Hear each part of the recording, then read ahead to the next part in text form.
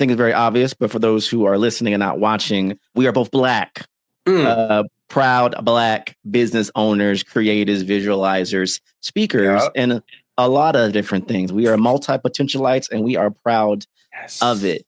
And we've been having conversations, one, you consulting me and my brand, but also just as colleagues, as friends, and how we're navigating in these trenches out here in these streets trying to get these bags. One thing I want to bring out, however comfortable you feel like expounding on this journey with me, is that sometimes when we're trying to position our business as Black businesses, and people, you'll know what I'm saying. And for those who are non-BIPOC, it's okay. This is good for your knowledge as well and awareness. There's gauges to how we have to present our business. Yes. One is to, and this is what you have to me too on the branding side, but also on the strategy and business side. We got to know, I always say this, you either meet the demand of the marketplace or you create the demand. And a lot of people who are BIPOC businesses think they're just going to create the demand because I could do bad all by myself. And they are humbled immediately, realizing that only 0.0001% of people actually create new demand, existing marketplace or a new marketplace, because it's very rare to do. It's too hard. Why don't you follow the path that people have already carved and then make yourself unique to you? But we internalizedly struggle in that dynamic. We struggle with, I want to do impact first, but if you have no money, you're going to be broke. Therefore, you can't do impact. Remember when marketing was fun? When you had the time to be creative and connect with your customers? Well, with HubSpot, marketing can be fun again. Turn one piece of content into everything you need. Know which prospects are ready to buy right now. And see all your campaign results in one place. Plus, it's easy to use, helping HubSpot customers double their leads in just 12 months. More time to, enjoy marketing again. Visit HubSpot.com to get started for free. How do you gauge either for yourself or your clients? You advise on how do I show my most authentic self, but still put myself in the best position for growth as a brand? It's funny you bring that up because when I launched my consultancy Seeker, my first focus was super impact. I was like, we going nonprofit. We going to work with all the orgs. I'm going to be marching. We going to be getting it. And I was like, ain't nobody got money. For creative strategy? No, sir. No. It was the biggest reality check where I was like, okay, this is not going to be the way. And I had to actually separate my business from my passions, where I was like, I am someone who has been deep in the work for a while. I've done it. I've gotten to have the privilege of being in a lot of tight spaces where these things were happening. And the dudes who were also in the room with me worked at a bank, worked at City Hall, and then in their spare time, they were out here in these streets doing the work. And so suddenly I had to kind of like self-pragmaticize myself and you just kind of come back down and say if you want to really make moves in an immediate time frame, you want to be able to support nonprofits, you need capital and go where the capital is. I live in San Francisco. I was like, there's startups and VC funds and tech entrepreneurs and all this stuff. It's not in the nonprofit space. But what would it look like for me? And, then I started kind of playing around with what I had seen before and was like, what would it look like for me to still support nonprofit? Because that's honestly what I'm telling myself, right? Is that I'm going to start my own business and I'm going to be doing well enough to be able to serve and impact my community. Well, of course, the first way I thought about that was the most straightforward way. Well, let me go work for a nonprofit. But if that's not the path, well, how else can it be done? And it was like, I can gain capital. I can donate my time. I can continue to do strategy work for nonprofits as even a in-kind donation, which is a nice little tax write-off for the time that you're donating in and come in as a sponsor. And suddenly it was like, oh, right. I remember even working in nonprofit and going to these dudes for checks. And I was like, okay, this isn't the way I thought my business was going to run. My business is going to run like a business. Let me keep my passions and hold them, invest in them, pour into them, keep them a priority, but let me genuinely look at the market as a way to gain what is necessary to make that impact. There have been times where I've looked at fundraising opportunities or working with an organization, and I'm like, they need better audio equipment. That's going to cost 15 just to, to get them what they need. Okay. I need to bring in an extra 25 this month so that I can go get them an audio system. That's exactly what I wanted to do when I got started. Almost par for par, but I had to accept that business is business. And that in our society, in our economy, business serves to make money. It serves to gain capital, social, fiscal, all different types. And then you're supposed to be able to leverage that in ways that you want. And so I had to put the cart, in the proper order and keep it from being in front of the horse and say impact happens by me having the mobility to do so. The mobility to do so. Ooh, yeah. For real. What's up, digital world? You're listening to the I Digress audio experience with Troy Sandidge. Social media, marketing, storytelling, business, culture, and more. Coming to you in 3,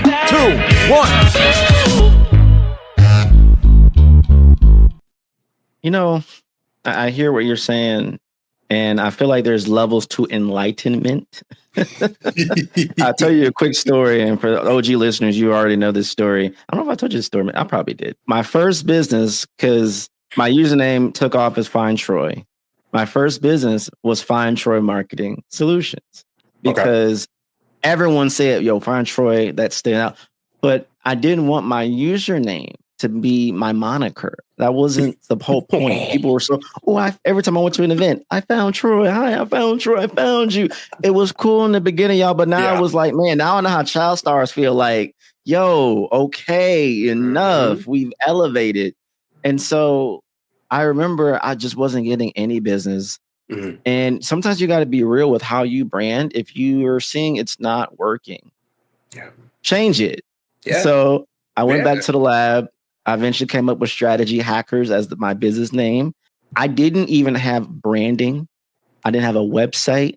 I just had the name, and I put it on an invoice in the most basic font, and just an invoice, a proposal. And I sent it to somebody. Do you know they signed that proposal in 3 days and sent it back to me? No questions asked. Now, let me be clear. This proposal ain't nothing new. There was no new juice to it. I didn't anoint it in no blessed oil. It was the same proposal that got denied so many times. And I sent it and it got approved. And I'm sitting here like, what? And it was with a brand I've never thought I would work for. And here we are. Yeah. And sometimes, and I think I'm curious how your take gonna be on this, but we got this telepathic thing going on. I think I know what's going to happen. People of color businesses, startups, newbies, sometimes your first idea for a name of a business, how you're positioning,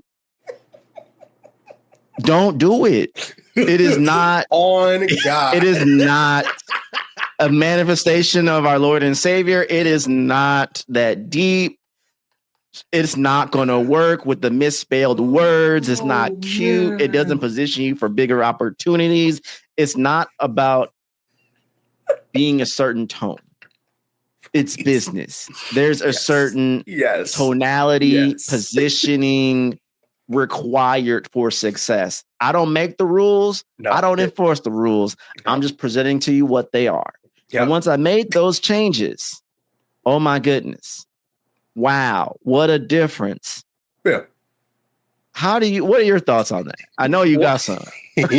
Well, okay, so in personal story, right? Seeker comes from the exact same place that you're talking about. That's the name of my consultancy. And when I was going out to start the business, I definitely wrestled with, oh my goodness, what's the name going to be, and I didn't want it named after me. I was like, no, I'm not doing that. That feels weird. I'm not at that point in my career where I could just be like, yeah, Evante, and like run it, right? Like I was like, that felt too strong. And so I remember actually kicking it with another LinkedIn Connect. Her name's Nora, and she does branding and really works with people on names.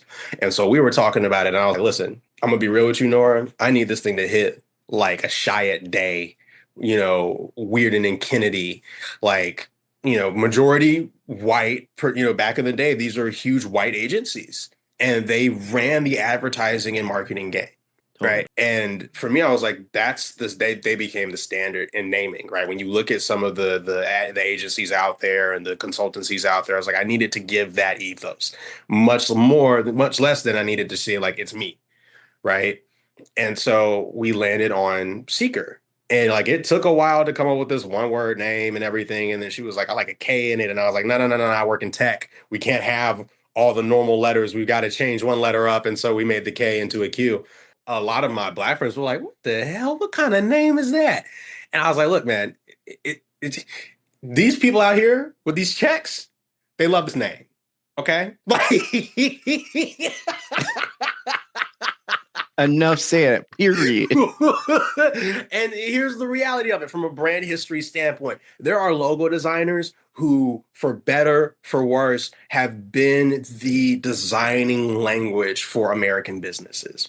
We've got people like Paul Rand, right, who designed the IBM logo, the CBS logo. We've got pieces that look like the CNN logo, right? The names that come out of that come out of these agencies are coming off of 60 years of brand strategy and research, right? And so we have to kind of, it's one of those like, sit down, be humble. Even Black companies that have been branded and pieces like that, you'll see there are some that make it on the Madison Avenue and pieces like that. And yes, it does come down to talent, what they're doing and all these great pieces. It also just comes down to what their name is. When you understand that every aspect, right? Going back to branding, when we first were talking about perception, you knew the difference between somebody named LaDasha and someone named Evan walking into a room or seeing that name on a resume, because we all dealt with the pressure of that, especially as Black people, right?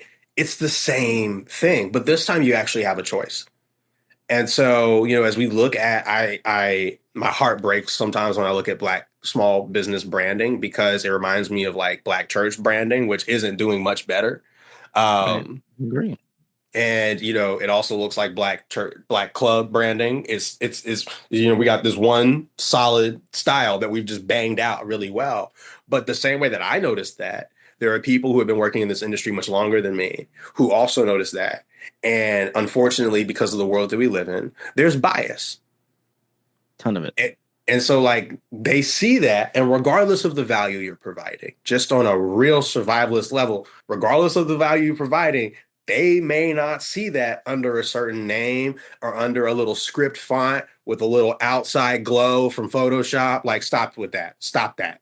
You know, or like y'all all floating with the little color clouds around. Stop it. Because we all know it. But man, save it for t-shirts. But like when you're doing your business, take a look at what's happening in your industry.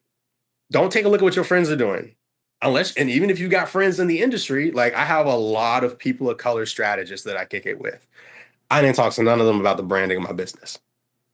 Mm-hmm. I talked to the people that I knew that worked with companies that were the clients that I wanted. Right. And I essentially said, this is what I want to do. What do I need to do branding perception wise? And then I still brought my Blackness into it. Seeker has this punk Dungeon Family kind of vibe to it that like a lot of people pick up off of, just like sound rattling. On the website, there's a small animation of like the text that's doing this 808 kind of like glass rattle to it. And like, that's very much me. That's still me showing up. That's still me bumping Outkast or Goody Mob every day and like being in that space. People know that if you catch me on a random day, I'm listening to the Future. Like that's just how I am as a strategist. But I didn't have to put that on the name of my company.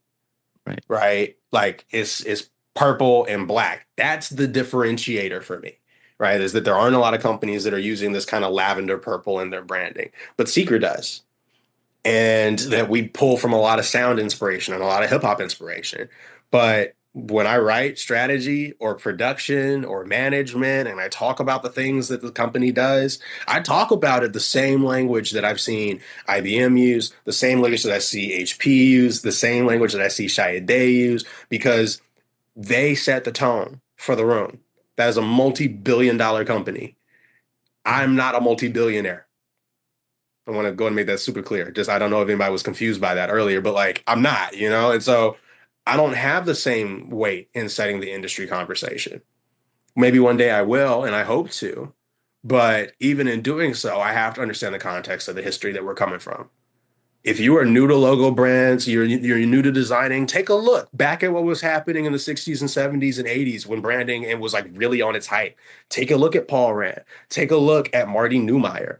Take a look at some of the dudes who did the Apple logo or the Nike logo. The companies that you think of, go look at their branding and try to run something off of that because you think of that branding and you know it.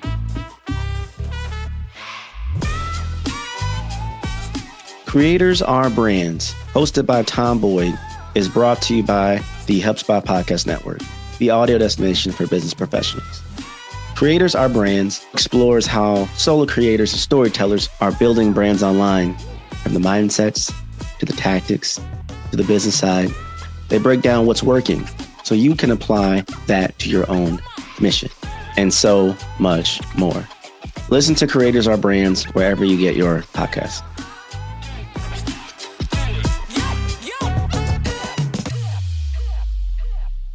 This is going to be a great conversation.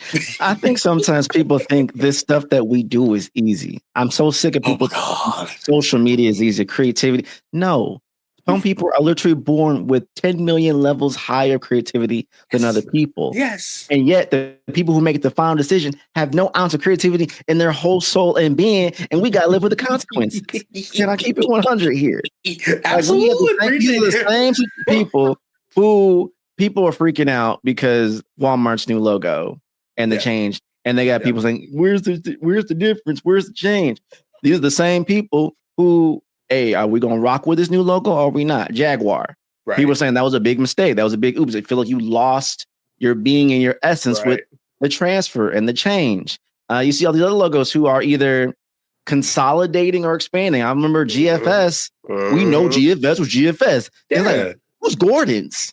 I know it's Gordon Food Services, but it's GFS. I'm not gonna tell them about it. Let's go to Gordon's. Gordon's like Gordon Ramsay. Like, you got another restaurant chain going out. Like, what is happening here? And I think if the regular public can see that and they have their own opinions about that, and the culture is going to tell you, how is your little brand, respectfully, your little brand, and you think you going to just create everything in a bubble and say this is it? You know, you shining symbol like this, your brand, and saying, this is it. This is $1 billion business. Welcome world.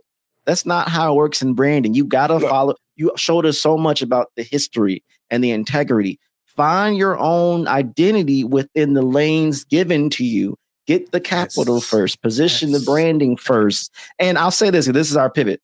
If you real about your business, this is not me capping. This is not even me pitching for both of us to get your business. But if you're real about business, acknowledge what you don't know and seek help where you need help. Mm-hmm. I wouldn't be a good consultant if I didn't pay for other people to help me improve my business endeavors. Well, Troy, you've done branding, positioning, and strategy and marketing. Yeah, but that's not my primary. Mm-hmm. Let me be clear. We've done a lot of things out of survival because we just had to do some things to win the checks and do what we need to do. That's not my primary. I'm going to go to someone else to elevate where I'm at. So I'm elevating with Evante over here. Ooh, alliteration. Let's go. Let's get with it. And I came and I'm saying, hey, help me elevate. This is as far as I've gotten. I've hit a plateau. I need help. And for Black businesses, you have to learn to get the power to make the progress. We have to make the ask. Absolutely. We have to seek professionals to help us get there. I know you talked about, hey, the totality of who you see me as now, as a chief strategist seeker, as a person that I am, came through years of development. Could you talk about your personal development on your business side and who's helped you create this narrative of who you are now?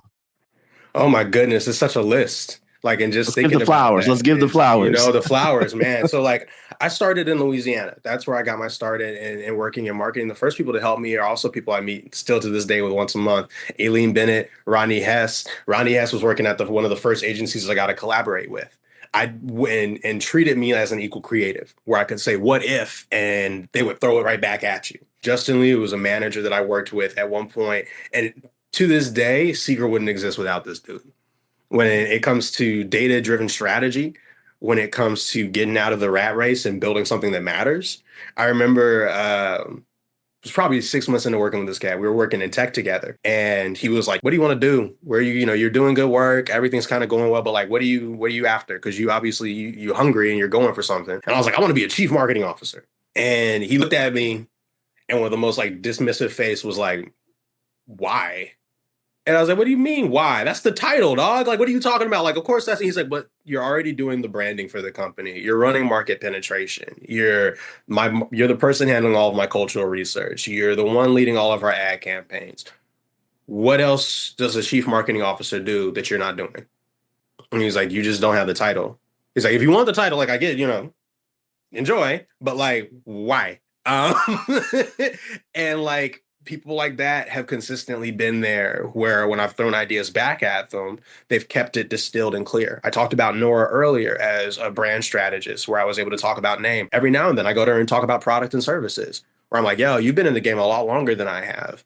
I want to make sure that I'm providing the right service at the right value and that I'm also standing firm on my pricing. And she's like, oh, here's 4 or 5 different ways you could have run this strategy to still make an equitable return on your, on someone's investment. I was like, oh, I didn't, things that I'm not aware of just because I'm new to as a solo strategist. I was talking to a chief strategist of his own, of a practice out in San Francisco, and he's had his practice for 20 years. Wow. He started it during the .com dive. Not the boom, the dive. The dive, right? And so I'm over here like, this is right where we at with social media, with Web 2. And so it felt like I was talking to a future me, right? And I was like, how in the world, did you do this? And he was like, well, we did this piece, but we kind of kept our heads down on X, Y, and Z. And he was like, how big is your team? And, in agency world, we'd be talking about our staff, but they're really contractors. And so like, he was like, how big is your team? And I was like, it's like 3. I was like, had them colleagues and friends and strategists on the hotline might be 12, I'd be calling my cousin up and be like, yo, you working on this project, right? They're like, what? I'm like, good. And like, that's the end of the conversation. He was like, I was like, yo, it's 3. They're contractors, I'm still getting started. I'm still doing this stuff. And like, I've been doing the work for a long time, but this is my first time doing it under the shingle of Seeker. And he was like, that's how it should be. And it was like this massive weight just flew off my shoulders. Because this is a dude who got to do the multi-year repositioning for eBay. Wow. Who worked with Twitter, who back when it was Twitter, and like, who is, you hear the brands and you're like, oh, you a heavy hitter, right? Mm-hmm. But now you're willing to sit down and talk to me about me as a fledgling in my business, right? Understanding that I've got the years and understanding as a strategist, and now stepping into this place as a business owner, you're able to come alongside and say, no, you can do this. People like that have been critical to even the concept of what Seeker is, me showing up in conversations about the work that I do. My first client that like rocked with me when I first started the business wouldn't be able to do it without her. Sitting back as she's a trans advocate, she advocates for trans youth. And the conversations we had around marketing and understanding marginalized communities, us being able to bridge the gap between Blacks as a marginalized communities and the queer community, and shaping radical empathy in a marketing strategy became a really key cornerstone point. And so now, looking at, I think this is like 18 years in marketing this year, doing production, video, other ad work on all these pieces. There's been a ton of people from day one that like I'm still in touch with who taught me how to use a camera for the first time, taught me how to do my first graphic design. And now I'm like, yo, what do you think of this billboard? And like, that's surreal for me to be able to send it back to them. But then they're still as critical. They'll be like, bro, your kerning is whack. And like, they just, they'll destroy it in that moment and have those times with it. But, I always remember that, like, I bring up the Beyoncé commercial a lot. And this is to answer that question as well. When Beyoncé did the halftime commercial last year, everybody lost their minds. But nobody assumes that Beyoncé herself directed, scheduled, produced, lined up that commercial. In fact, she got multiple checks from that commercial, right? Because there's a CBS check, there's a Verizon check, there's, all these other pieces. Then there's the album announcement that happens on top of it.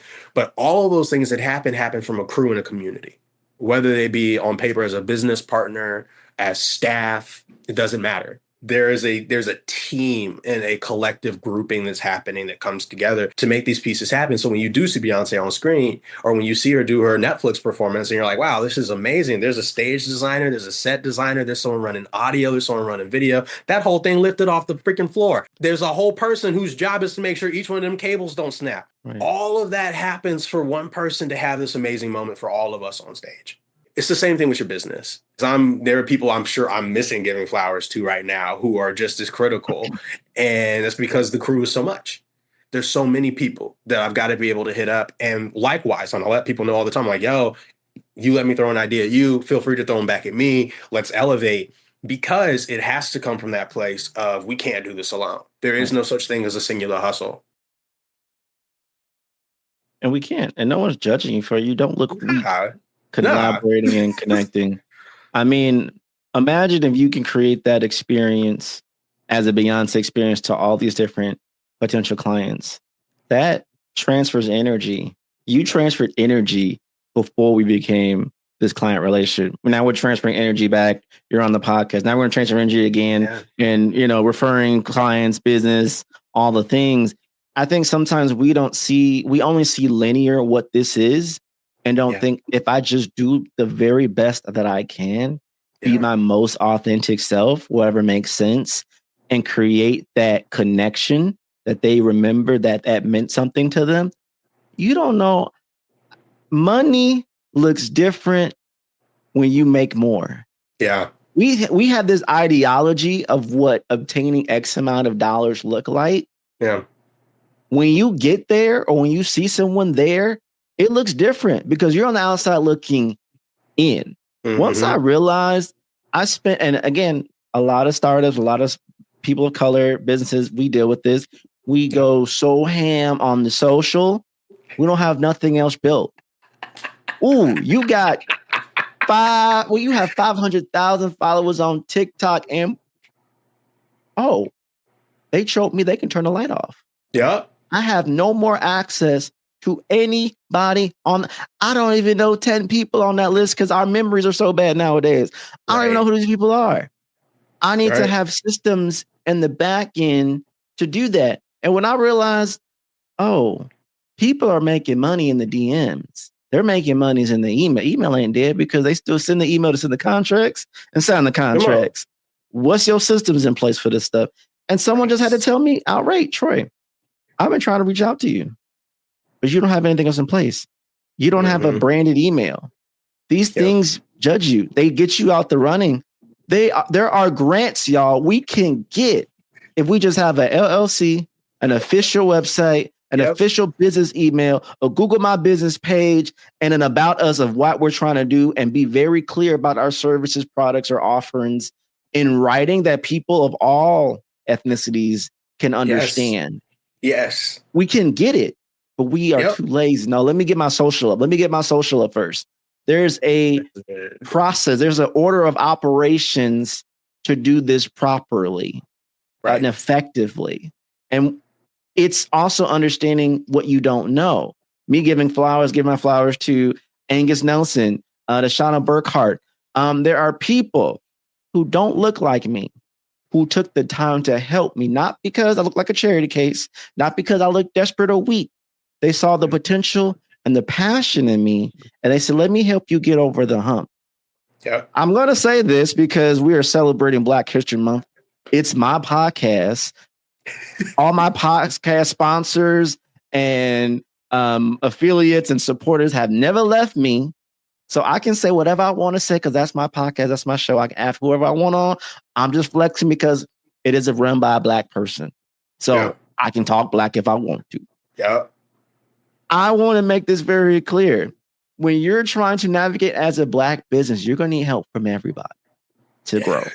Absolutely. I can't just go to the culture, to the community, and think that's enough.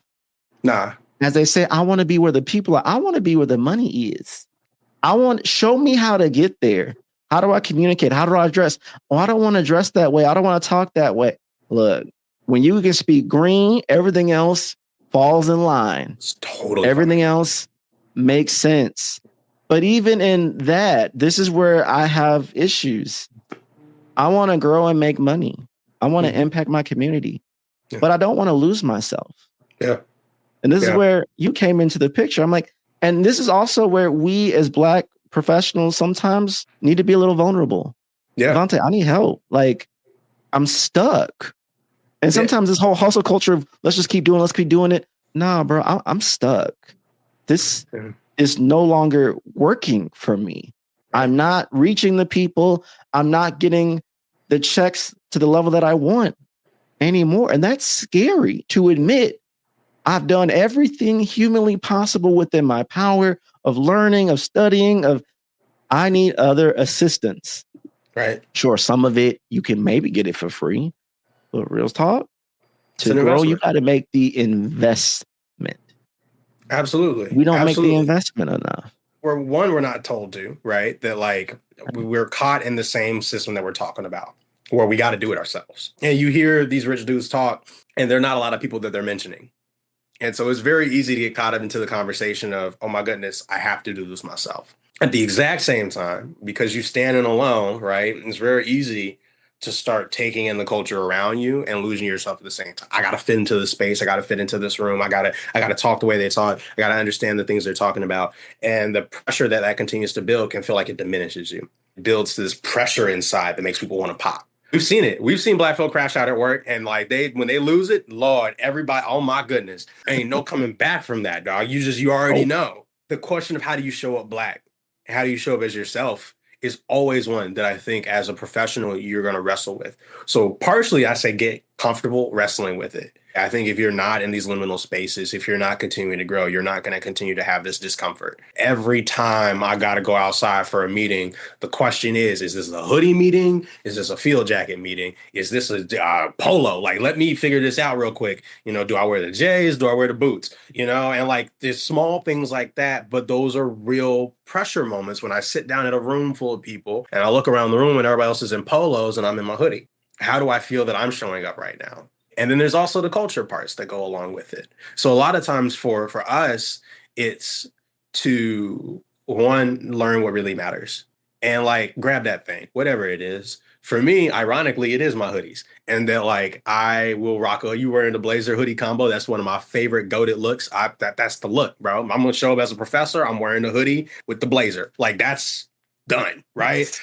And so, you know, but like I tell people all the time, no, you ain't going to catch me in no button up. And it's that small little thing. We talked about differentiation earlier being a 2 to 3% chance. I may talk about ROI, return on advertising spending. I may talk about retention rates at a really high level. I may dive into Web3, what's happening in our investment spaces. I may talk about how we can reinvest in San Francisco at a high political level while wearing a hoodie and a blazer. And they're mystified. They're blown out of the water because one, I know who I am. I'm comfortable. I'm wearing this hoodie. Like I know who I am. I know my stuff, but I've also learned their language so well that I can speak it my way. And so for a lot of us, you know, as we're looking into how do you show up as fully Black, it's not about throwing on Nuck If You Buck every time, even though like it's one of my favorite songs. And I love bringing that to the golf course, right? And messing with folk. You know, because that's the energy I'm going to bring out there. But to a boardroom, I may not show up like that. I may sit back and be the quiet dude and understand that I know why I'm here. And that one of the things that's a gift for us as Black creatives and Black professionals is that part of the reason we're in the room is our shared experience and our cultural understanding. And so rather than feeling like I need to push further to go harder, I can sit back and be like, y'all don't understand the culture. So that's why I'm here. And while I understand business and I understand marketing, I understand strategy, there's also cultural competency. And that's something that you only learn from being in the meccas of culture, which is usually where we're at. So being in those spaces and those things end up allowing me to be authentic, right? Because I know that at the end of the day, while I have to be good at my industry and my business and my specialties, the other foundational thing that everybody who comes to me is looking for is cultural relevancy. I have a friend he's a world-renowned artist. He's named as the Apexer. He's a muralist in San Francisco. And we talk about this thing of cultural IP a lot. He'll get into conversations with people around training AI to be less biased. And they'll be mystified because they're like, you're a muralist. what do you know about bias in AI? He's like, I'm a black man in America. What do you mean? I know all about bias. And I know exactly how these systems work because I've grown up in San Francisco. That's invaluable, right? Like, you can't touch that. And then on top of that, he knows how to speak business. And so, like, you bring those two together and you have a really authentic person showing up in a space, blowing consistently everything else out of the water while doing it in that way. But it means he only has one or two things that are differentiating him in that moment. And he's accepting that. It's not a fight to prove himself. He already is. And he gets to accept that. And so that's the struggle for us. And that's the continual battle, is to accept that, one, we are who we are. We know what we know. And also that we've experienced what we have. And all of those things come together to make a really dynamic asset for any team. And so, like, yo, you want to wear a hoodie and, rock it. The only difference between a black dude wearing a hoodie and a white dude wearing a hoodie at a corporate event is that the white dude will call himself a creative director. Like, we can do that. We can absolutely do that. That takes confidence and self-assuredness, though, and not saying that I got to just fit. There's so much more that we bring to the table. And it was one of the conversations I remember us having during our sessions was like, yo, how do we bring everything that Troy is to the table and allow you to be as fluid and as flexible in any direction that you want to take your business while still being very true to yourself? And that core is important for every business owner, black or not. And that's a wrap. We hope you enjoyed this episode of I Digress. What was your takeaway? Care to share your thoughts and tag Troy on social media? You can find him on all platforms at Find Troy. Don't forget to like, subscribe, and leave a review or comment for this episode from wherever you're listening. Looking for a marketing strategist to build the structure, strategies, and systems you need to get the success you want and the ROI you desire in your business? Book a discovery call to talk with Troy at findtroy.com. And as Troy's philosophy goes, imagination is the engine, content is the fuel, social media is the highway, marketing is the roadmap, sales is the destination, culture is the GPS. Thanks for listening.